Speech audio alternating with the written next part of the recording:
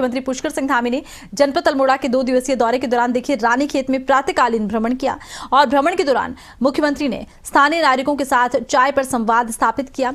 जन जन की सरकार जन जन के द्वार अभियान को लेकर उनका फीडबैक लिया।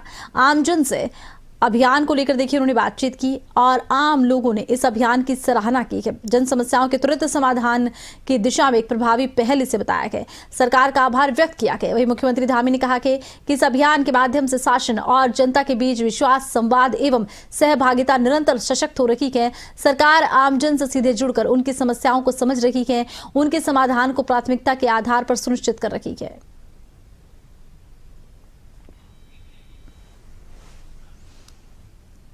सीएम पुष्कर सिंह धामी ने रानीखेत में कुमाऊं रेजिमेंट सेंटर का दौरा किया। ड्यूटी के दौरान अपनी जान देने वाले जवानों को श्रद्धांजलि दी। इस दौरे के दौरान मुख्यमंत्री ने सीनियर मिलिट्री अधिकारियों और अग्निवीरों से बातचीत की, सैनिकों के साथ चर्चा की। सीएम पुष्कर सिंह धामी ने कहा कि ये बहुत ही गर्व और सम्मान की बात है कि आज मुझे कुमाऊं रेजिमेंट जाने का मौका मिला, जिसका इतिहास वीरता, बहादुरी, शौर्य का रहा है। वहां मुझे उन्हें श्रद्धांजलि देने का मौका मिला। बचपन से ही मेरा सेना से लगाव रहा है और मैं सेना को देखते हुए बड़ा हुआ हूं। उनसे जीवन में बहुत कुछ सीखा है। मैं आप सभी बहादुर सैनिकों और अग्निवीरों को श्रद्धांजलि देता हूं। जब भी देश को आपकी जरूरत पड़ी, आपने आगे बढ़कर पूरे जोश के साथ अपना योगदान दिया। मां भारती के प्रति, देश के प्रति उनका एक अटूट समर्पण इस बात का प्रतीक है।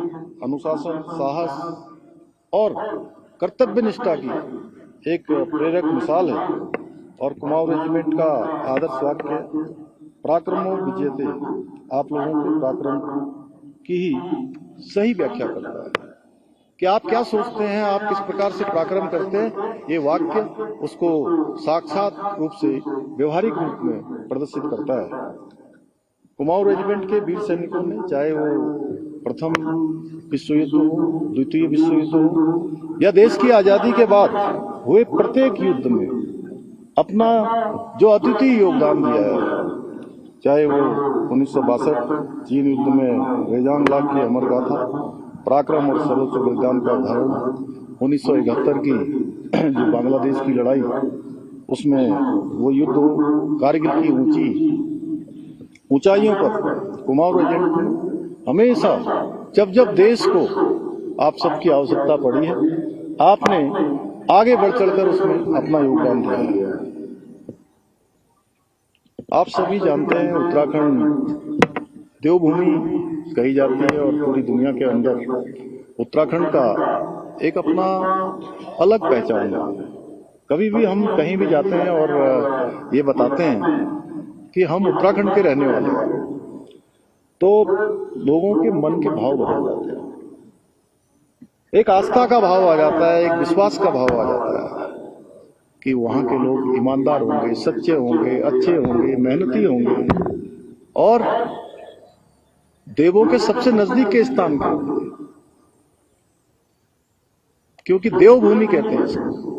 तो देवभूमि के साथ साथ ये वीर भूमि भी है, क्योंकि यहाँ के प्रत्येक गांव से, प्रत्येक परिवार से, कोई सेना में है या कोई पैरामिलिट्री में है, देश के किसी न किसी स्थान पर देश की सेवा कर रहा है, देश की रक्षा करने में अपना योगदान दे रहा है।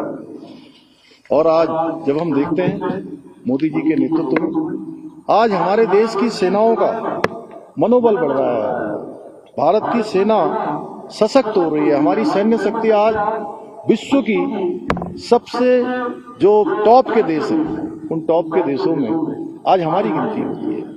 उसके पीछे हमारी सेना ही सबसे बड़ा प्रमुख कारण है।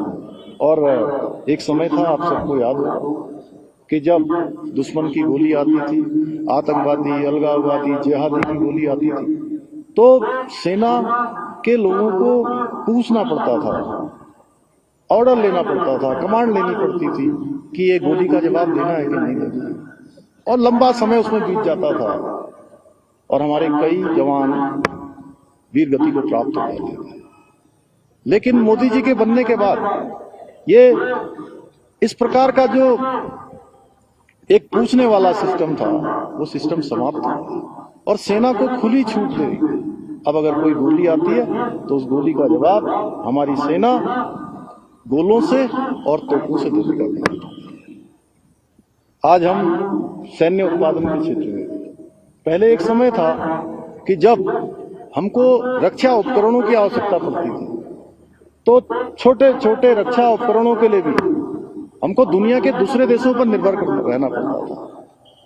और हमारे देश का बहुत बड़ा संसाधन, बहुत बड़ा जो हमारा धनराशि है, वो सैन्य उपकरणों के आयात में हमारा खर्च होता था। देश को बहुत उसके लिए चुनौतियों का सामना करना पड़ता था, लेकिन अब ये समय भी बदल गया। आज हम सैन्य उपकरणों के निर्यातक के रूप में भी दुनिया के प्रमुख देशों में हमारी आज गिनती होने लगी। आज दुनिया के 100 से भी ज्यादा देशों को हम रक्षा के उपकरण निर्यात कर रहे हैं। आज हमारा रक्षा का निर्यात जो उपकरणों के रूप में होता है लगभग 28,000-30,000 करोड़ के आसपास पहुंच गया। आने वाले समय में बहुत जल्दी यह आंकड़ा हमारा 50,000 करोड़ को जो है पार करेगा। और रक्षा उपकरणों के क्षेत्र में भी